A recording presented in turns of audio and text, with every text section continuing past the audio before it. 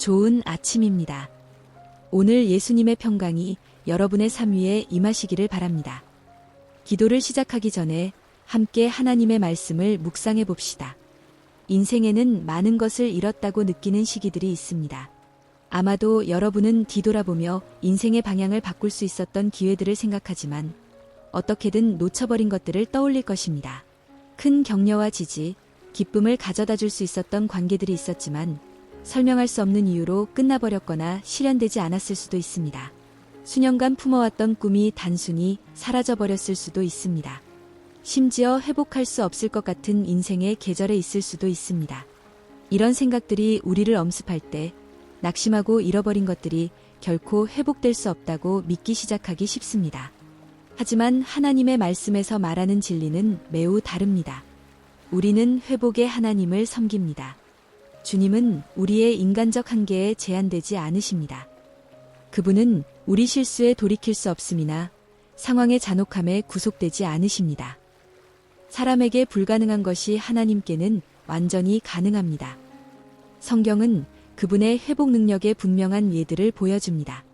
마가복음 5장 15절에서 인간의 도움이 더 이상 닿을 수 없을 정도로 고통받았던 한 사람을 봅니다. 성경은 말합니다. 그들이 예수께 와서 그 귀신 들렸던 자곧 군대 귀신 집혔던 자가 옷을 입고 정신이 온전하여 앉은 것을 보고 두려워하더라. 이것은 평범한 상황이 아니었습니다. 그 사람은 무덤들 사이에서 살았고 사회로부터 격리되어 악한 영들에게 사로잡혀 있었습니다. 밤낮으로 그는 산과 묘지를 헤매며 고통 중에 부르짖고 돌로 자신을 해쳤습니다.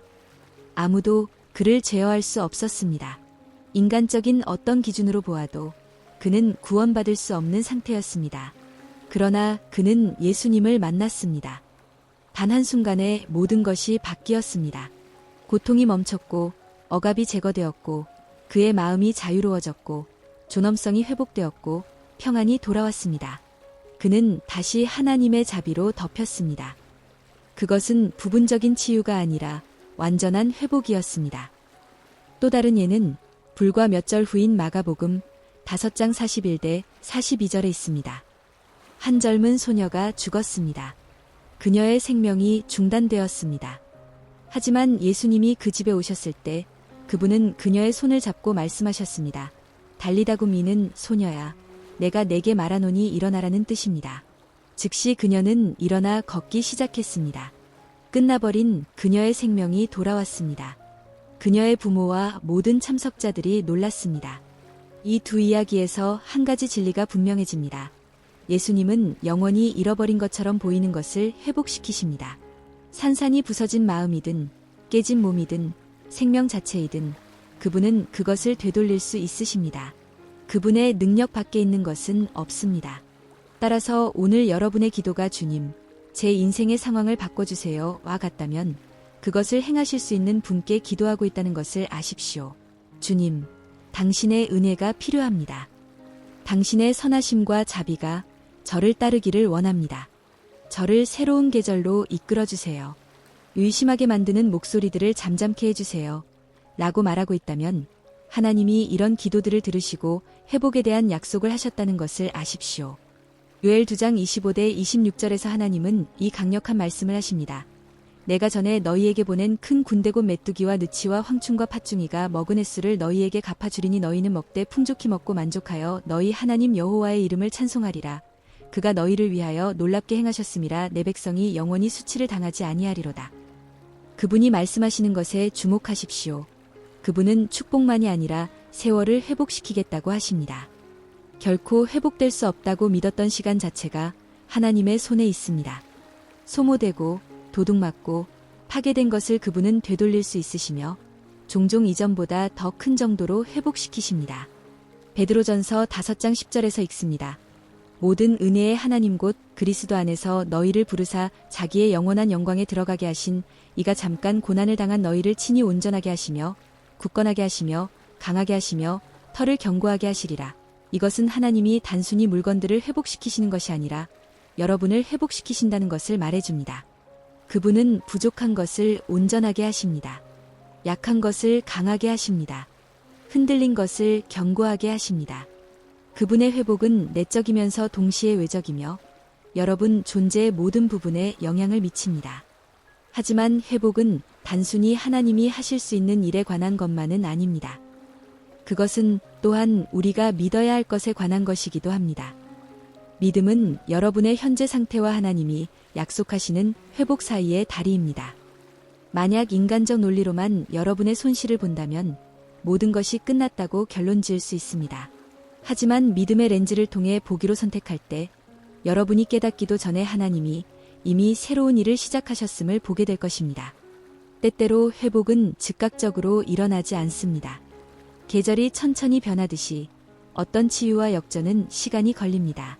수확이 나타나기 전에 씨가 심어집니다. 그래서 아무것도 변하지 않는 것처럼 보일 때에도 약속들을 붙들어야 합니다. 메뚜기가 많이 소모했을지라도 들판은 다시 꽃 피울 수 있습니다. 세월들이 잃어버린 것처럼 보일지라도 하나님은 여러분 인생의 다음 장을 잃어버린 것을 무색하게 할 만큼 큰 풍성함으로 채우실 수 있습니다. 만약 여러분이 비어있다고 느낀다면 그분이 채워주실 수 있습니다. 잊혀졌다고 느낀다면 그분이 여러분을 기억하십니다. 깨졌다고 느낀다면 그분이 각 조각을 고쳐서 여러분의 삶이 이전보다 더 아름답게 될 때까지 회복시키실 수 있습니다. 원수는 여러분이 너무 늦었고 기회를 놓쳤으며 빼앗긴 것을 결코 회복하지 못할 것이라고 믿게 하려고 합니다. 하지만 하나님은 당신의 말씀에서 정반대를 말씀하십니다. 시편 84편 11절은 그분이 정직하게 행하는 자들에게 좋은 것을 아끼지 아니하신다고 선언합니다. 하나님 마음의 소원은 여러분이 완전해지는 것, 절반만 회복되는 것이 아니라 그분의 선하심의 충만함 가운데 걷는 것을 보는 것입니다. 그러므로 오늘 폐허에서 눈을 돌려 회복시키시는 분을 바라보십시오. 잃어버린 것에 집중하지 말고 우리 하나님이 누구이신지에 초점을 맞추십시오. 그분은 여전히 죽은 것들을 생명으로 부르시는 분이십니다. 그분은 여전히 혼돈의 평안을 가져다 주시는 분이십니다. 그분은 여전히 상실의 이야기를 가져다가 승리의 증언으로 바꾸실 수 있는 분이십니다.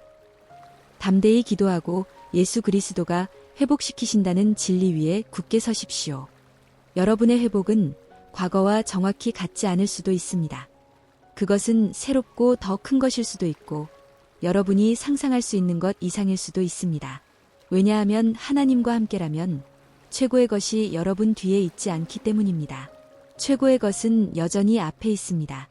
이제 믿음과 감사로 가득 찬 마음으로 기도로 우리의 목소리를 합합시다.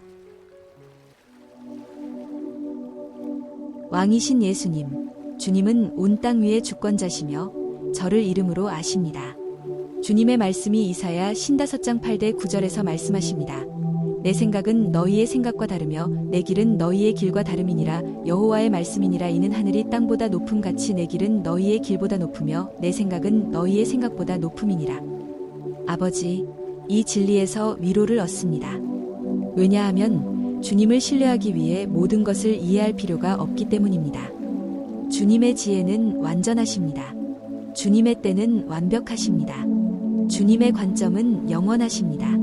주님, 제가 주님의 계획을 의심했던 때들을 용서해 주세요. 두려움이나 조급함이 주님의 선하심을 의심하게 만들었던 순간들을 용서해 주세요. 주님께 의지하는 대신 제 자신의 이해에 의지했던 때들을 용서해 주세요. 제가 주님보다 더 잘 제 삶을 관리할 수 있다고 생각했던 교만을 깨끗하게 해주세요. 결과를 보는 것에 조건적이지 않고 주님이 누구이신지에 뿌리를 둔 신뢰를 갖도록 제 마음을 정결케 해주세요. 주님, 주님의 말씀은 주님이 회복의 하나님이심을 상기시켜주는 것들로 가득합니다. 귀신 군대에게 고통받던 한 사람을 생각합니다. 그는 무덤들 사이에서 살았고 고립되어 어떤 인간적 도움도 받을 수 없었습니다. 하지만 주님이 그의 이야기에 개입하셨을 때 모든 것이 변했습니다. 주님은 어둠을 쫓아내시고 그의 마음을 회복시키시고 평안을 주시고 존엄성을 되돌려 주셨습니다. 아버지, 주님은 한 소녀를 죽음에서 일으키셨습니다. 주님, 죽은 자를 생명으로 부르실 수 있으시다면 분명히 제 삶에서 죽은 것 같이 느껴지는 곳들, 시든 꿈들, 사라진 희망, 도둑맞은 기쁨의 생명을 불어넣으실 수 있으십니다. 아버지, 저는 주님 앞에 모든 상실, 모든 실망, 답 없는 모든 질문을 놓습니다. 잘 되지 않았던 관계들, 놓쳐버린 기회들, 다시 살고 싶은 계절들을 주님의 손에 맡깁니다. 주님이 저를 위해 더 큰 것을 예비하셨다고 믿기 때문에 이 모든 것을 주님께 맡깁니다. 예레미야 17장 7대 8절에서 주님의 말씀이 말씀하십니다. 그러나 무릇 여호와를 의지하며 여호와를 의뢰하는 그 사람은 복을 받을 것이라. 그는 물가에 심어진 나무가 그 뿌리를 강변에 뻗치고 더위가 올지라도 두려워하지 아니하며 그 잎이 청청하며 가무는 해에도 걱정이 없고 결실이 그치지 아니함 같으리라. 주님, 저를 그 나무와 같게 하여 주세요. 계절이 어떻든 상관없이 제가 견고히 서 있도록 제 뿌리를 주님 안에 깊이 내리게 해주세요. 더위가 올 때 시들지 않게 해주세요. 가뭄이 올 때 두려워하지 않게 해주세요. 주님의 임재로 양육받기 때문에 제 삶이 지속되는 열매를 맺게 해주세요. 저는 제 계획들, 제 시간표, 제 야망들과 소원들을 주님께 맡깁니다. 주님이 문을 닫으시면 그것이 제 보호를 위함이고 주님이 문을 열어주시면 그것이 제 부르심을 위함임을 신뢰하기로 선택합니다. 제가 볼 수 없는 방식으로 주님이 마쿠에서 역사하고 계심을 알기에 현재 상황으로 제 미래를 측정하기를 거부합니다. 주님의 약속들과 모순되는 모든 목소리들, 의심과 두려움과 낙심의 목소리들을 잠잠케 하는 법을 가르쳐 주세요. 주님의 말씀이 제 감정보다 더 크게 들리게 해주세요. 주님의 진리가 원수의 거짓말들을 무효화하게 해주세요. 원수가 도둑질하고 죽이고 멸망시키려 와도 주님은 생명을 주시고 더 풍성히 주시려 오셨음을 기억하게 해주세요. 좌절처럼 보이는 것이 더 큰 것을 위한 준비일 수 있음을 보도록 도와주세요. 상실처럼 보이는 것이 더 나은 계절로의 문일 수 있습니다. 응답되지 않은 기도처럼 보이는 것이 실제로는 더 좋은 것으로 저를 인도하시는 주님의 사랑의 손길일 수 있습니다. 목적지를 모를 때도 계속 걸어갈 믿음으로 기도합니다. 전투가 길어 보일 때도 계속 설 용기로 기도합니다. 아무것도 변하지 않는 것 같을 때도 계속 기다릴 인내로 기도합니다. 지칠 때도 계속 찬양할 인내로 기도합니다. 성령님, 저를 새롭게 채워주세요. 하나님이 저를 대적하시는 것이 아니라 편드시는 분이심을 제 마음의 확신으로 불어넣어주세요. 제 가치가 제가 성취하는 것에 있지 않고 제가 누구에게 속해 있는지에 있음을 기억하도록 도와주세요. 포기하거나 굴복하려는 유혹을 이길 힘을 주세요. 주님의 음성을 알고 주님이 인도하시는 곳으로 따라갈 수 있도록 주님의 마음 가까이 머물게 해주세요. 아버지, 로마서 8장 28절에서 약속하신 대로 주님이 모든 것을 합력하여 제게 선을 이루고 계심을 믿습니다. 그러므로 오늘 선언합니다. 제 신뢰는 주님께 있습니다. 제 소망은 주님께 있습니다. 제 미래는 주님께 있습니다. 제가 보는 것으로 흔들리지 않겠습니다. 제가 믿는 것 안에서 견고히 서겠습니다.